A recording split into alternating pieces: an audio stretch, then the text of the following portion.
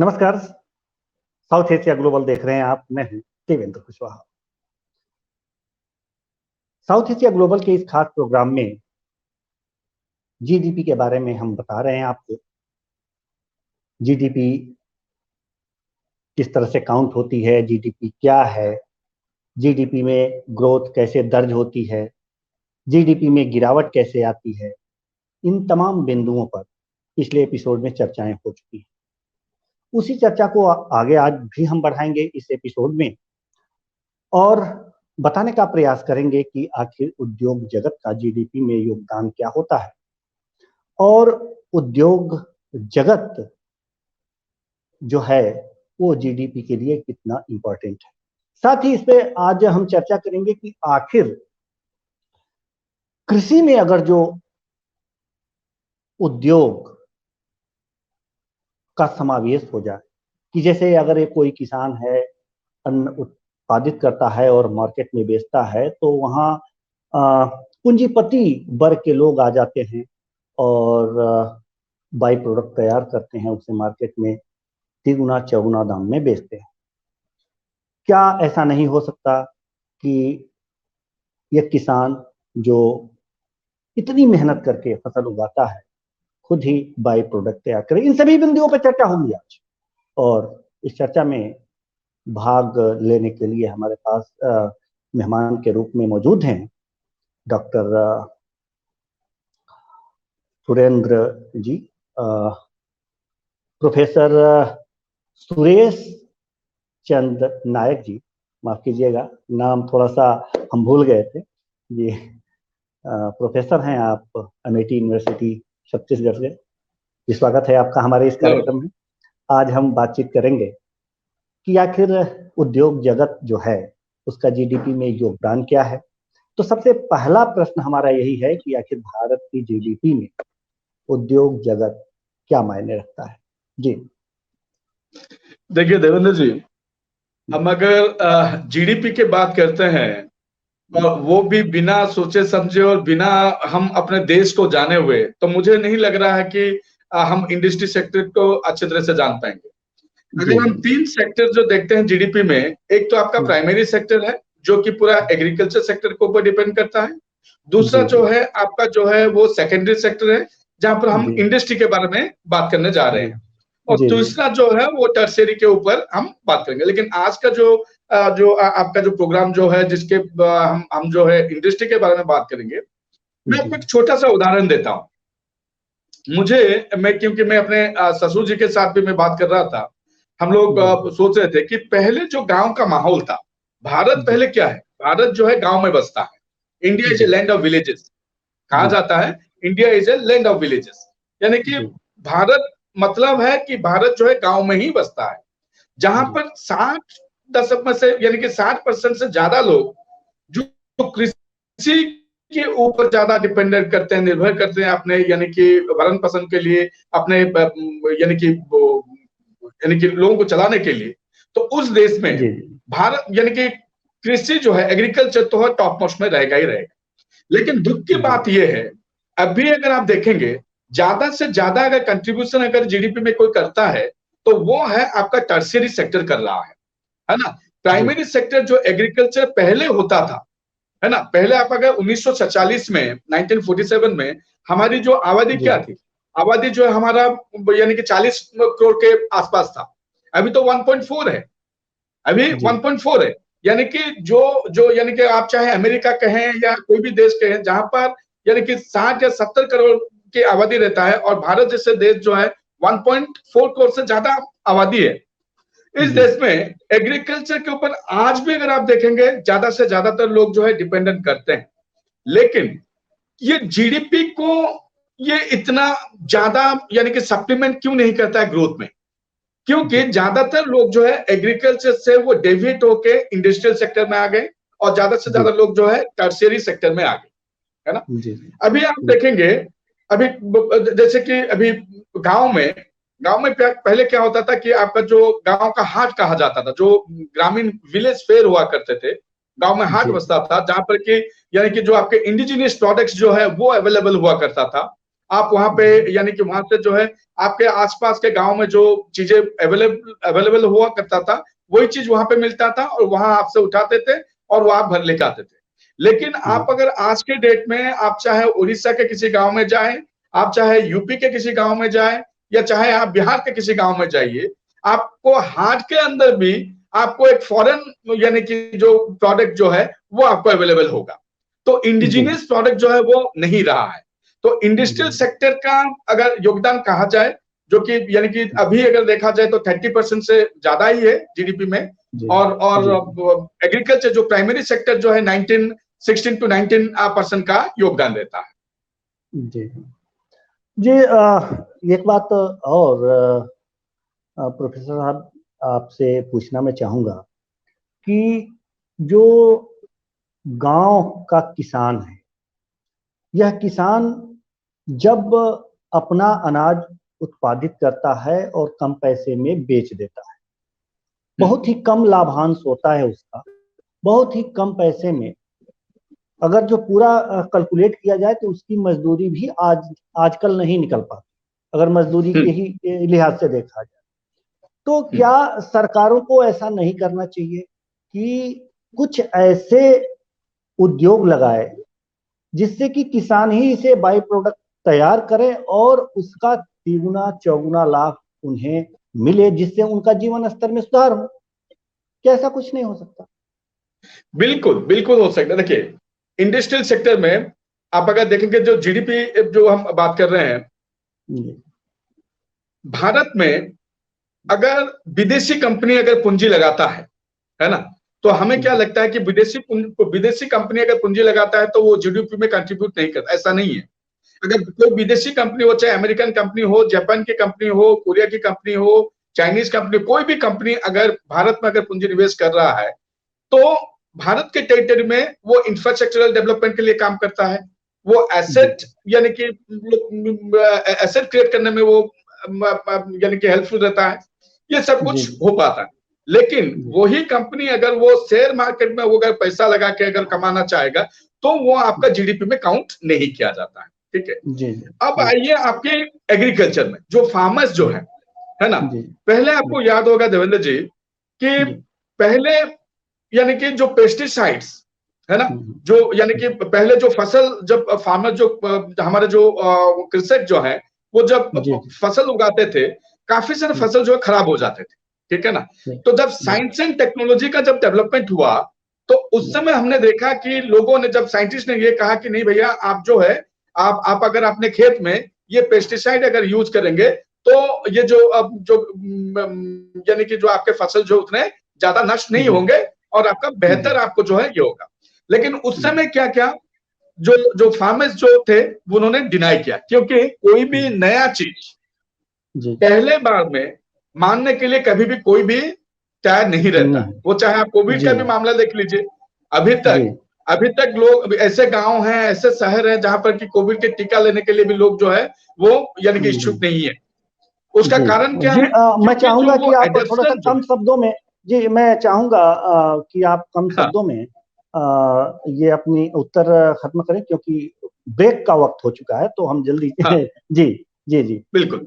तो अगर कृषक को अगर सरकार जो है अगर उसको अगर सेल्फ डिपेंडेंट बनाए, गांव में सारे फैसिलिटीज क्रिएट किया जाए, गांव में यानी कि सारे अगर इंफ्रास्ट्रक्चरल डेवलपमेंट किया जाए, गांव में अगर कम्युनिकेशन का बेटर फैसिलिटी दे दिया जाए तो ठीक वहां पर जो है कृषक जो है अपना जो है बेहतर से बेहतर कर सकता है। और मुझे लग रहा है कि जो जो यानी कि धान का क्विंटल जो है वो 2000 में या 2200 में बेचते हैं, उससे हो सकता है उससे वो ज्यादा भी बेचे।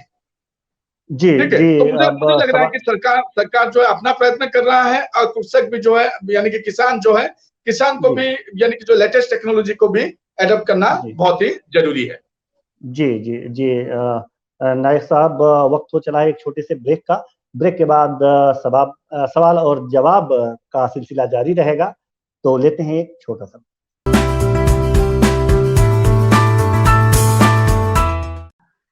ब्रेक के बाद स्वागत है आपका। तो जीडीपी पे चर्चा हो रही है और कृषि क्षेत्र में अगर उद्योग लगाया जाए तो क्या परिणाम हो सकते हैं, क्या उद्योग के साथ साथ उद्योग में काम करने वाले लोगों के साथ साथ जो कृषि में काम कर रहे हैं उनका भी जीवन स्तर ऊंचा उठेगा। इसी बात पे चर्चा हो रही थी और हमारे साथ प्रोफेसर सुरेश चंद्र नायक जी। अब हम सवाल और जवाब का जो सिलसिला है उसे और आगे बढ़ाते हुए आपसे एक सवाल और पूछना चाहते हैं। पहले जो ग्रामीण इलाके थे उसमें ऐसा होता था कि ग्रामीण इलाकों में ही बाजार लगते थे और जो भी कृषि उत्पाद थे, अगर आप ग्रामीण अंचल से होंगे तो आपने ये देखा होगा कि जो भी ग्रामीण उत्पाद थे, चाहे सब्जियां हों या फिर कुछ और चीजें हों, वो जाकर के एक पर्टिकुलर दिन एक तय स्थान पे लगती थी और लोग जाकर के वहां खरीदते थे। वह इस समय विलुप्त हो गया है। वह बाजार, गांव का वह मार्केट, आप उसे सुपरमार्केट कह सकते हैं, आप जो उसे हर तरह के सामान वहां पर बिकते थे। हाथ से बनाकर भी अगर जो कोई व्यक्ति हाथ से कोई सामान बनाता है, अपने कारीगरी करता है, तो वो भी उस बाजार में बिकता था। आज वो खत्म हो गया है। तो क्या इसका भी जीडीपी पे कुछ असर पड़ रहा है या बिल्कुल। देखिए, जी जी, जो ग्रामीण बाजार था, अभी मैं आपको बता रहा हूँ, चाहे वो उड़ीसा हो या छत्तीसगढ़ हो, या देखिए, हमें समय के साथ जो है हमें बदलाव लाना पड़ेगा। हम ये नहीं सोच सकते हैं कि जैसे कि आप अगर मान लीजिए मेरा उम्र जो है 45 का है या 50 साल का मैं उम्र का हूं, अगर मैं अपने माइंडसेट अगर अपने बच्चों को ऊपर 10 साल 12 साल 15 साल 20 साल के बच्चों को ऊपर अगर मैं थोपना चाहूंगा तो कभी नहीं मानेंगे। जो गांव से प्रोडक्ट तैयार होते हैं उसको शहरों के बजाय गांव में ही बाजार विकसित करें, तो धुलाई वगैरह जो भी चीजें हैं कि लेके जाना पड़ता है, कहीं दूर लेके जाना पड़ता है, और कुल मिलाकर के जो मूल्य की बातें हैं उसे इंटरनेट से सर्च करके उसका मूल्य निर्धारित कर दिया जाए और जो बाजार लगाया जाए। जैसे गांव में तालाब है और भी तमाम जमीनें हैं, जो तालाब तो खैर जरूरी चीज है जल संरक्षण के लिए, लेकिन और गांव में तमाम जमीनें खाली पड़ी रहती हैं ग्राम सभा के नाम से, उस पर अगर जो ये सुपरमार्केट जैसा कुछ बाजार तैयार कर दिया जाए और वहां पर जगह निर्धारित कर दी जाए, तो गांव को शहर में तब्दील करने की एक प्रक्रिया हो जाए और ये सारी चीजें वहीं उपलब्ध होने लगे, शहर से लोग गांव में आए तो गांव का महत्ता बढ़ेगा, गांव में रहने वाले लोगों का मनोबल बढ़ेगा, कृषि में काम करने वाले लोगों का मनोबल बढ़ेगा। तो क्या ऐसा सरकार कुछ नहीं सोच सकती? बिल्कुल। अभी मुझे देखिए, आप मुझे बताइए, एक समय था कि वो चाहे किसी भी स्टेट के, अगर किसी भी राज्य के यानी कि जो गांव होते थे, वो जो 10 साल या 15 साल या 20 साल पहले जो स्थिति थी, अभी वो स्थिति नहीं है ना। आपको गांव में जाने के लिए आपको ट्रांसपोर्टेशन फैसिलिटीज नहीं था। अभी आप ऐसा कोई भी गांव नहीं है कि, मुझे नहीं लग रहा है, यानी कि मैं बता रहा हूँ 80 to 90% विलेजेस में आपको पक्का सड़क मिलेगा, अच्छा पानी मिल रहा है, बिजली मिल रहा है, 24 आवर्स बिजली मिल रहा है, आपको इंटरनेट मिल रहा है 4G। आप यानी कि पहाड़ के चढ़ाई के ऊपर बैठे हैं, आप 4G में बात करके जो आप किसी के साथ जो है अपना संपर्क स्थापन कर सकते हैं। बिल्कुल, मैं उसको हम भी गांव में ही बैठे हैं सर, हम भी गांव में ही बैठे हैं। देवेंद्र जी, मैं आपको नकार नहीं रहा हूं। आप जो कह रहे हैं कि क्यों ना हम गांव में ही यानी कि इतना डेवलपमेंट करें जो शहर से लोग आके गांव से लेके जाए, अच्छी बात है, उसमें कोई दोराई नहीं। लेकिन गांव के साथ हमें ये भी सोचना जरूरी है कि जो चीजें, जो इंडिजिनियस चीजें जो हैं, जो लोग जो है यानी कि जो लोकल लोग जो प्रोडक्शन कर रहे हैं, उसको हमें ग्लोबल मार्केट तक लेके जाना है। अगर ग्लोबल मार्केट तक लेके जाना है तो हमें जो है मैं ये नहीं कहता सर, मैं ये नहीं कहता, मैं टेक्नोलॉजी जो है उसको कहीं साइडलाइन करने की बात नहीं कर रहा। मैं सीधे सीधे बात ये कर रहा हूं कि जो भी चीजें हैं वो गांव में हो, गांव से हो, तो हम इसके बारे में और चर्चा करेंगे। लेकिन अभी वक्त हो चला है एक छोटे से ब्रेक का, और ब्रेक के बाद फिर हम इस जो प्रश्न है इस पे चर्चा करेंगे। तो लेते हैं एक छोटा सा ब्रेक।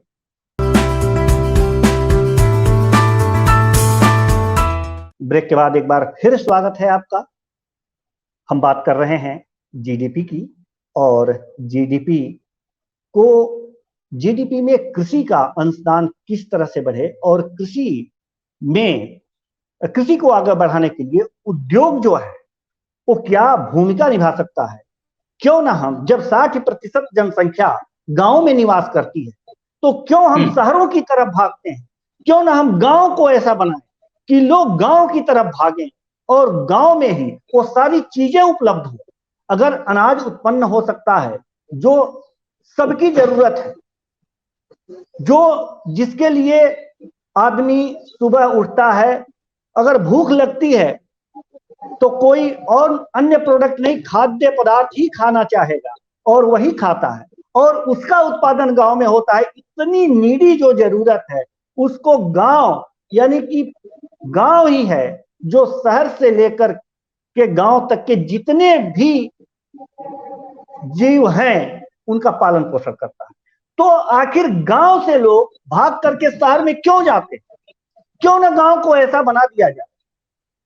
देखिए जो गांव, देखिए अभी जी जी जी जी जी देखिए अभी अगर वो देखेंगे गांव को, यानी कि शहर करने की, यानी कि रूरल को अर्बन करने की जो प्रक्रिया जो है शुरू हो चुका है ना, वो शुरू हो चुका है। अगर आप जो है 15 साल पहले की गांव और आज के डेट में अगर किसी गांव में जाएंगे तो आप बहुत बदलाव देखेंगे।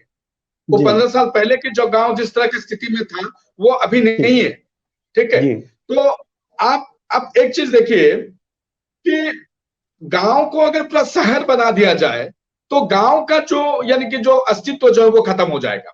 मैं इसके सपक्ष में नहीं हूं। गांव को शहर बनाने की जरूरत नहीं है, गांव को गांव जैसे ही रहने दीजिए, है ना, लेकिन उसमें इतना इंफ्रास्ट्रक्चरल डेवलपमेंट कीजिए जहां पर के लोग, यानी कि ढूंढते हुए उसी गांव में आए और वहां से लेके सामान जो जाए। उस तरह से आपको इंफ्रास्ट्रक्चरल डेवलपमेंट जो करना है, और उसके लिए इंडस्ट्री का जो है योगदान जरूरी है। बिना इंडस्ट्री के योगदान में मुझे नहीं लग रहा है कि किसी गांव का जो है विकास संभव है। जी जी देखिए प्रोफेसर साहब, एक चीज और है कि जो भी, अब देखिए, पार्कों की बात होती है, शहर में पार्क होते हैं और गांव में बगीचे होते हैं। पार्कों और बगीचों में अंतर ये होता है कि वहां लोग सुकून के लिए जाते हैं, और अगर जो लोग गांव के बगीचों में जाते हैं तो उन्हें स्वच्छ हवा तो मिलती ही है, साथ में उस बगीचे में जो फल के पेड़ लगे होते हैं उनको फल प्रदान करता है। ऐसे बगीचों को सरकार ऐसा क्यों नहीं करती है कि चिन्हित करती है और वहां उसके विकास के लिए कुछ धन मुहैया कराए, उससे तमाम तरह के पेय पदार्थ बनते हैं। अगर आम का ही ये ले लीजिए, आम के जूस पर कितने पेय पदार्थ बने हुए हैं। तो अगर इस तरह के उद्योग गांव में लगा दिए जाएं और उसके लिए जो बाग बगीचे हैं गांव के, उनको धन दे करके उत्पादन किया जाए और इस तरह से एक पेय पदार्थ बने, तो स्वस्थ भी रहेगा इंडिया और आगे भी बढ़ेगा इंडिया। क्या ऐसा हो नहीं सकता? क्या सरकारें ऐसा नहीं सोच सकती? अगर नहीं सोच सकती तो आखिर उसके पीछे कारण क्या है?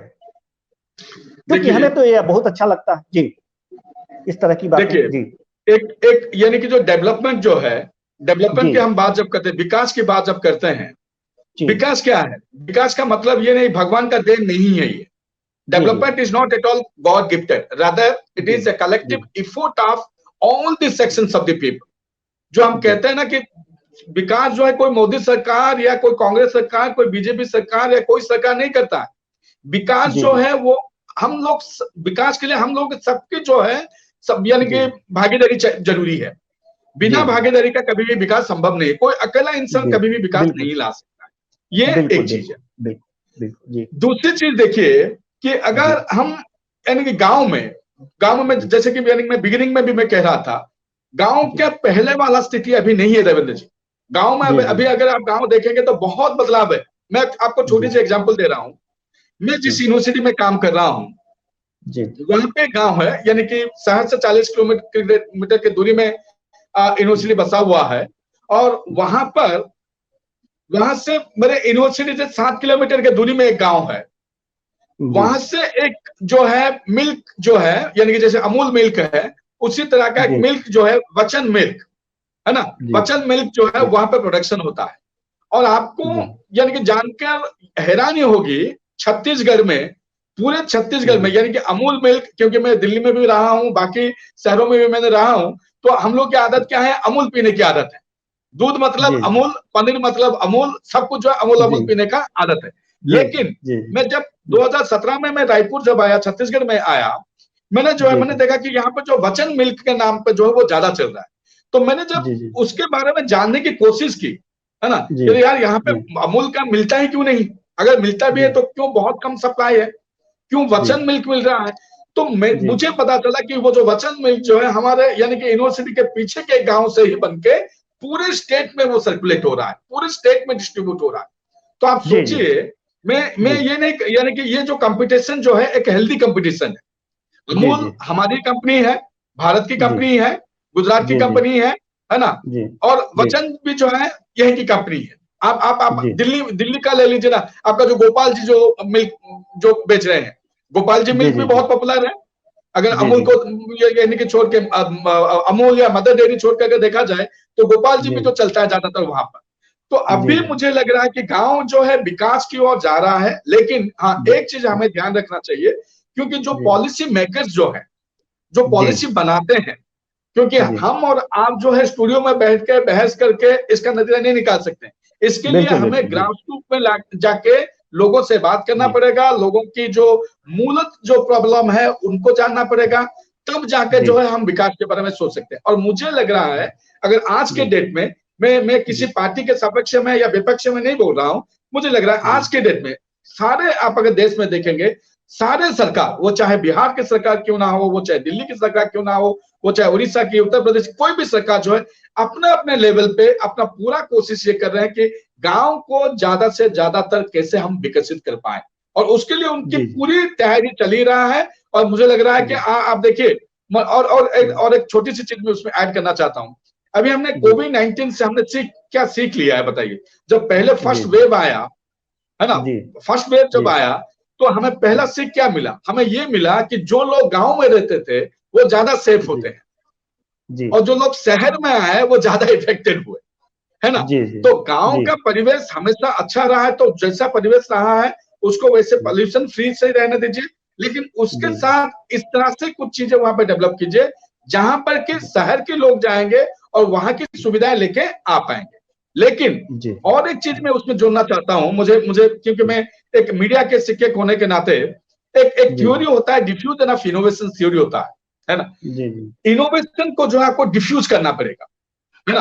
आप अगर कहेंगे, आप उत्तर प्रदेश के, बिहार के किसी गांव में बैठे हुए हैं, आप बोले हैं कि मैं इस गांव में मैंने ये फलाना किया है, या मैंने यानी कि बल्ब से जो है यानी कि सोना निकलता है, या सोना से चांदी निकलता है, चांदी से हीरे निकलते, कुछ भी आप कर रहे हैं, कुछ नया आप कर रहे हैं, तो वो अगर आप अपने गांव के अंदर, आप अगर चाहते हैं आप अपने राज्य के अंदर सीमित रखने के लिए, तो आपको मुबारक हो। लेकिन आप अगर चाहते हैं कि पूरा आपकी जो इनोवेशन जो है पूरे विश्व में फैले, और पूरे का पूरा विश्व जो उसके बारे में जाने, तो आपको तो स्प्रेड तो करना ही पड़ेगा। आप अगर स्प्रेड नहीं करेंगे तो तब तक वो जो है आपकी पॉपुलैरिटी और आपका इनोवेशन का कोई मायने नहीं रहेगा। जी जी जी, अब वक्त हो चला है, वक्त अब इजाजत हमको नहीं दे रहा है कि इस चर्चा को हम आगे बढ़ाएं। आपसे फिर किसी एपिसोड में इस मुद्दे पे, जीडीपी के मुद्दे पे चर्चा होगी। तो कुल मिलाकर के इस चर्चे का, ये पूरा जो चर्चा रहा है, इसका कंक्लूजन यही निकल के आ रहा है कि गांव का विकास तो हो, लेकिन गांव का जो वर्तमान स्वरूप है उसमें कोई बदलाव ना हो, और बदलाव ना करते हुए इसको इस तरह से विकसित किया जाए कि शहर के लोगों की गांव जरूरत बन जाए। तभी भी गांव का विकास होगा और यहाँ के रहने वाले लोग, यहाँ के रहने वाले किसानों का जीवन स्तर ऊंचा उठेगा। इसके लिए सरकार को सोचना चाहिए। बुद्धिजीवी वर्ग जो खेती किसानी से घबरा कर दूसरे और रोजगार की तलाश में शहरों में धक्के खाता है, उसको भी जागरूक होना पड़ेगा। तो फिलहाल नायक जी आप हमसे जुड़े, चर्चा में भाग लिया आपने, आपका बहुत बहुत धन्यवाद। थैंक यू, बहुत बहुत धन्यवाद आपको। अब आप सबसे विदा लेने का समय आ चुका है। अगले एपिसोड में किसी अन्य एक्सपर्ट के साथ हम फिर चर्चा करेंगे। तब तक के लिए मुझे दीजिए इजाजत। नमस्कार।